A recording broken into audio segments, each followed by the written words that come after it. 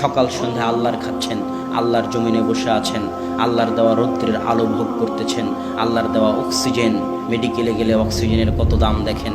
তো আপনি কি আল্লাহর একটু শুকরিয়া আদায় করতে চান না? না নিমক হারাম হতে চান? নিমক হারাম বুঝেন? যার খায় তার গুণ গায় না, তাকে কি বলে? নিমক হারাম। মানুষ বড় নিমক হারাম, মানুষ যার খায় তার গুণ গায় না।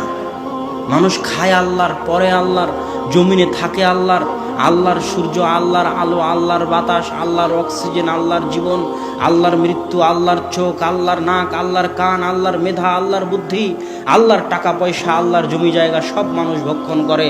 আর যখন দোয়া করার দরকার হয় তখন শাহজালালের মাজারে চলে যায়, আর যখন অসুখ হয় তখন তাবিজ কবজের কাছে চলে যায়। ওই মানুষই আবার বলে যে আমি সন্তান নিব না। তুই নেওয়ার কে, আল্লাহ যদি না দেয়?